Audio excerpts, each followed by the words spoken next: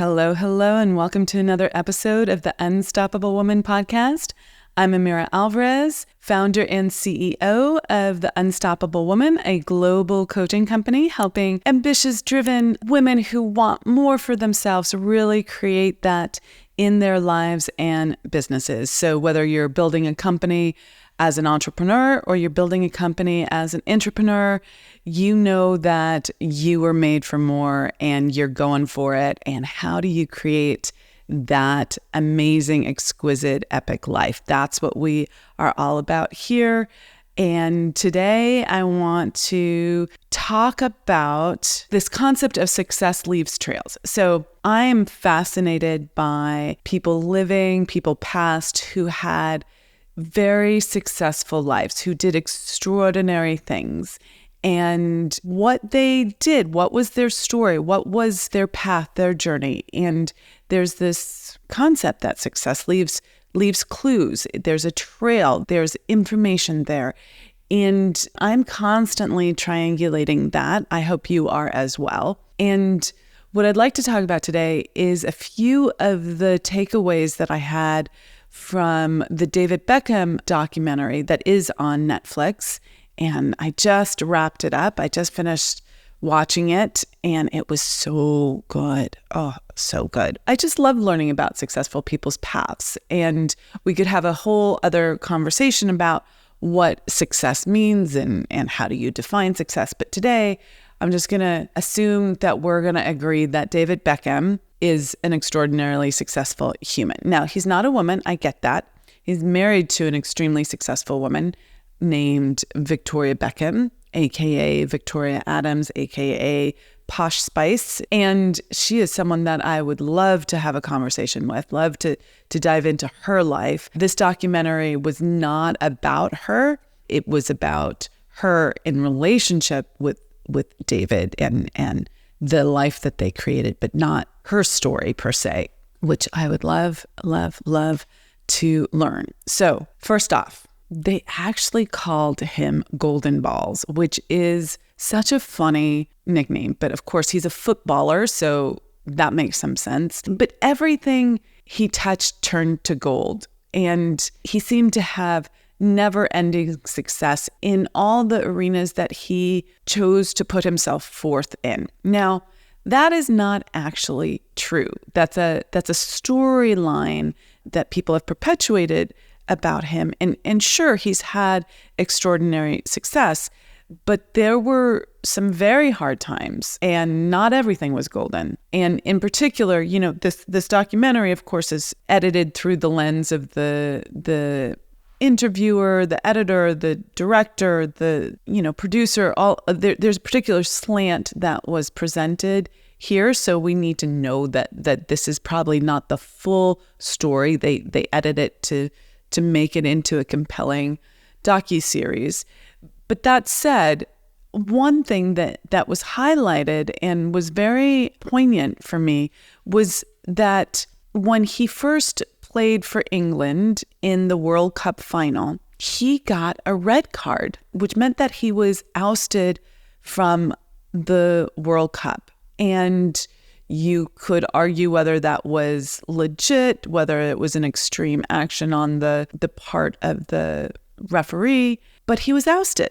And seemingly all of England hated him. So imagine living your life with the energy of a population of an entire country being directed at you with extreme vitriol. And by vitriol, I mean effigies of him being hung outside of pubs, being spit at in the street, bullets in the mail, being yelled at. But even if you take away that extreme demonstration of pain and hate, and of course that hate comes from pain, the pain of disappointment, not knowing what to do with that and needing to find a scapegoat, someone to blame. The country was looking to place their sadness, their pain on someone, because just being sad and disappointed, they couldn't sustain that. They couldn't hold that. Now, obviously a country is made up of many individuals, so I'm talking as an aggregate here.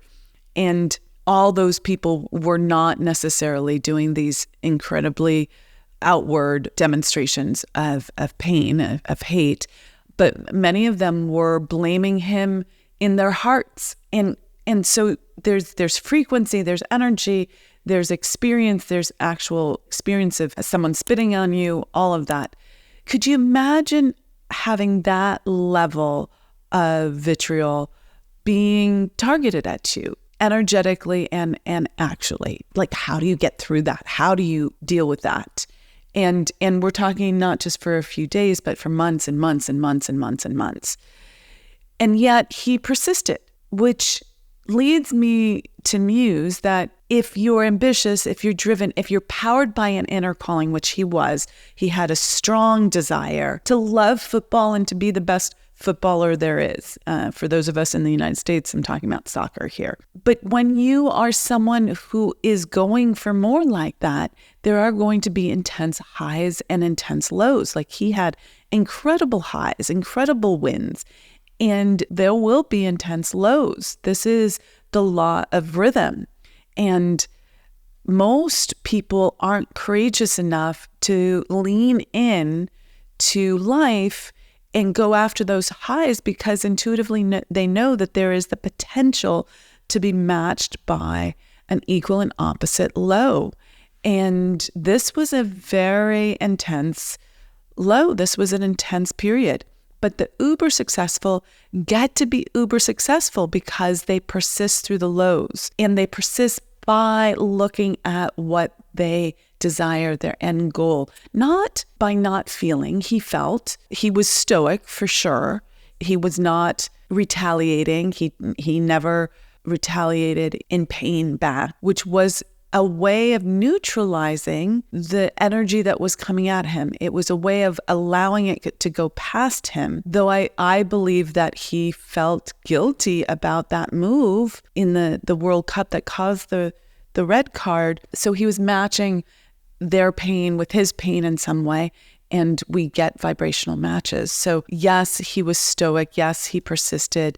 Yes, he had to move through it in his own good time. So as much as he hurt, he kept moving forward intentionally with determination in the direction of what he loved, which in Beckham's case was football. That was his big love, his big desire. He was fully focused on that. And focus is a big thing. Some of us have many focuses or too many focuses that we don't become brilliant in one arena. I know that I have a tendency to want to do lots and lots of things with my life, and I need to help myself focus on the ones that I really, really, really want to create, and then build a rubric under that for all the other things. But focus is one of the key things that allows people to be successful, and he did just that. He focused in the direction of what he loved, and in this case it was football, followed by, I believe, family. There was a strong connection to family for him, whether it was his family of upbringing, origin, or the Manchester United family that he was part of for many, many years. I think it was 15 years, or the family that he created with his wife, Victoria Beckham, and their kids. He really focused on that. And then the third piece was, and this is where I have a lot of different names for the same thing. You might call it flash. This is the fashion, the cars, the clothing, the leaning into the spotlight, and the life of Vogue and sponsorship and all of that. Or you might call it leaning into beauty, into a desire for more. So one of the things that the documentary highlighted was that he was someone who went out and spent his money immediately upon getting it. He didn't grow up in an affluent household. And when he started making money, he would spend it all. And his teammates were like, hey, Beckham, save it for a rainy day. And he was like, no, let's go out and play. So he had a real desire for the things that money could buy in life, whether it was beautiful clothes, beautiful cars, all of that.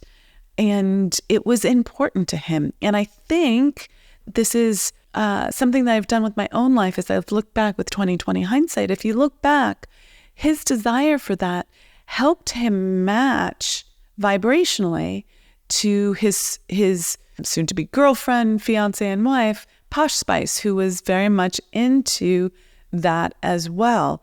And they created a beautiful relationship, not without challenges by any means, but something that was really of depth. And that drive for that level of beauty that money can buy attracted him vibrationally to another person in this world who also had that same desire. And if he had held off going for that, saying no to something that was a true desire for him and doing, quote unquote, the practical thing, he might not have been a vibrational match for Victoria, and his life may have gone in a very, very different direction. And the two of them have built an empire together. They were, in some ways, the most famous couple in England and in the world for a long time. And they, got incredible sponsorships from that. And she built a fashion brand, and he and she together created an amazing business from that desire being fed. So whether that's your desire or not, you have to recognize that there was some outcome there that led them to financial success. There's lots of ways to define success, but in this case, financial success.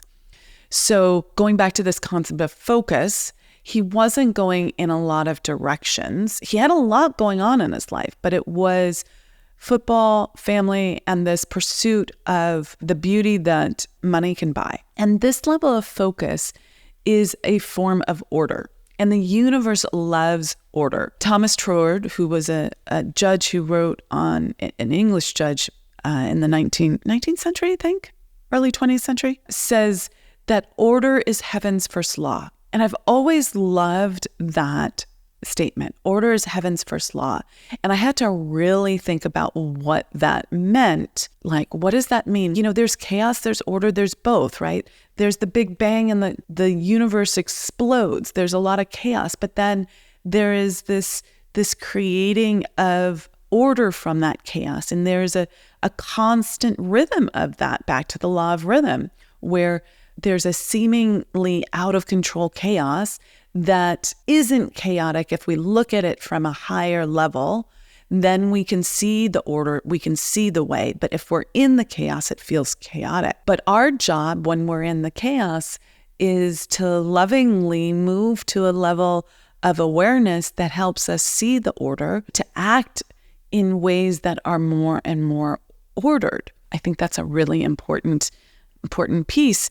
And focus is a form of order. And the universe loves order. It's heaven's first law.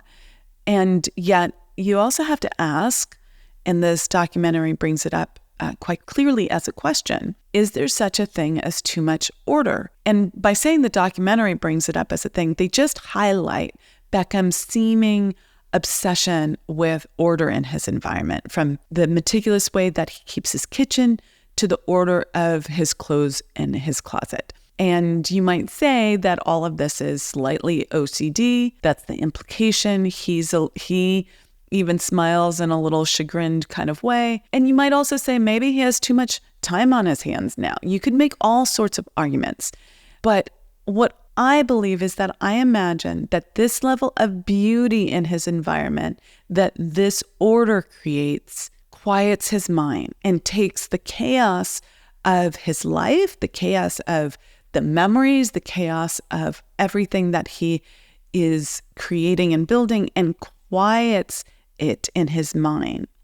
That there are all these places where there's seeming chaos, but here in my castle, in my fiefdom, I can create some order. And it quiets his mind, and it's quite beautiful. So there's a link between order and beauty that I want to call forward here. I know that seeing how he folded, stacked, and arranged his t-shirts made my heart sing. Like, I was like, oh, That's beautiful. That's amazing. I love that. It calmed my nervous system.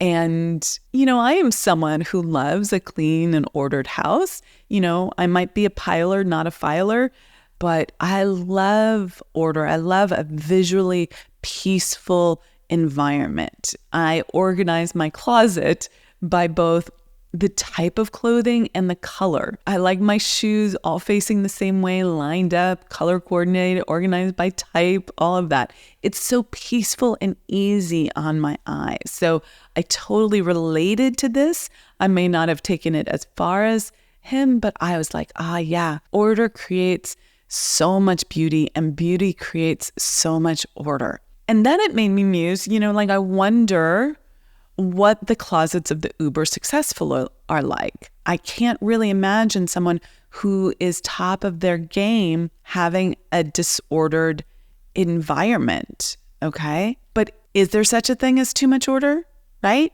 Could you go over the top? You have to balance these things, obviously, but I can't imagine anyone who's truly on top of their game having a disordered environment. And I wonder, right? I wonder what the closets of the uber successful look like.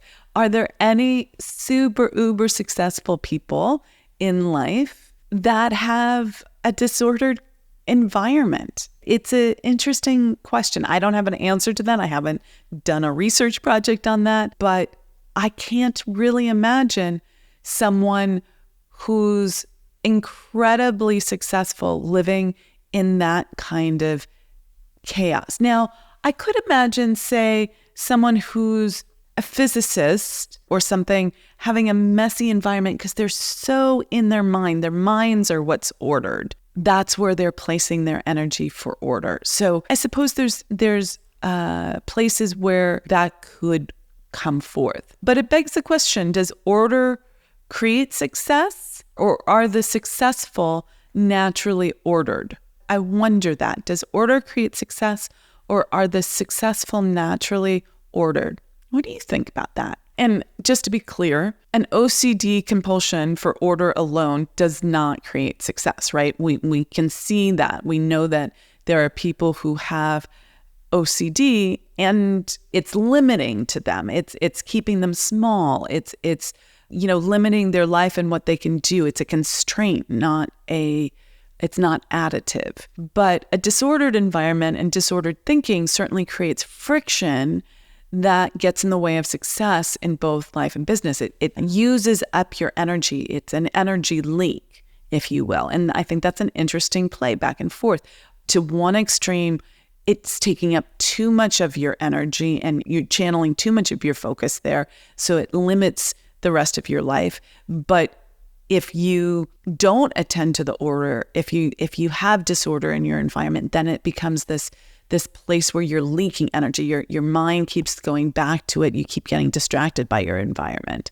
So it works both ways. So what lesson do we take from Beckham's meticulousness? I think it's not to be OCD about everything in your life, for sure. That's not the answer.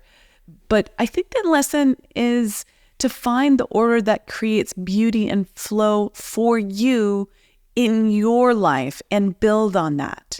Where are you tolerating disorder? Where is it an energy leak for you? Where is it something that distracts you from your focus, from what you truly want to create? Whether that's disorder in your thinking, disorder in your management style, disorder in the way you parent, disorder in the way you get dressed in the morning, disorder in your home, disorder in your office, in your relationships, in your communication, in food and health, and yes, in your closet as well. Where are you losing energy because that disorder is pulling your focus away from what you really, really want?